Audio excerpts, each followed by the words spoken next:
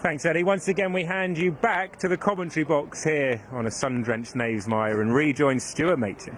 Sun-drenched Knavesmire. Who'd have thought we'd have been saying that when the rain was coming down in stair rods last weekend and indeed earlier on this week. Captain Colby, the last one to go in, the British Stallion Studs EBF Novice Stakes, all in. They're off, racing over the straight 5 furlongs. Favourite Captain Colby had to be bustled up from the rear on the left in a sheepskin noseband, but takes up a prominent position alongside Absent Friends, and they in turn are tracked by Winstanley. Mignolino in the pink sleeves is right on terms, and Magical Roundabout takes the trail, just bustled through the first couple of furlongs by Richard Hughes. So Captain Colby helping to force things along here with Mignolino and Absent Friends up between them.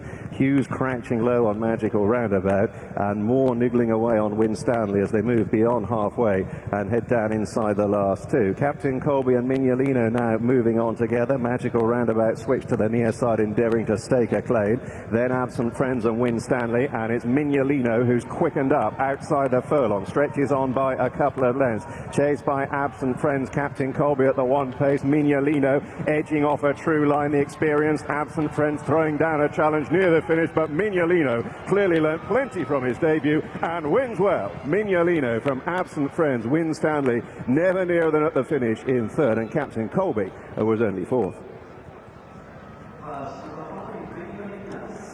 Mignolino has taken a real step up from that debut effort when finished fifth, beaten the best part of 3 lengths behind Cash on debut at Newcastle, but has clearly come on a bundle for that, and David Byron was fully justified in sticking him in here at York in a competitive, albeit small field, 5 furlong sprint race for the 2-year-olds, and Mignolino has won pretty convincingly in the end. I know he just wandered around and displayed signs of greenness late on, but he had the race sewn up long before that. As so often with his 2-year-olds, one run really makes men of them all.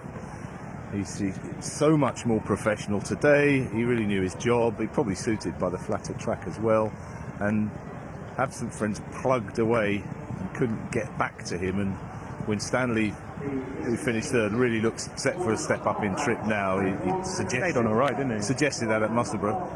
And Captain Colby could never really get his own way out in front. He had to be ridden to establish a lead. Perhaps the rails draw wasn't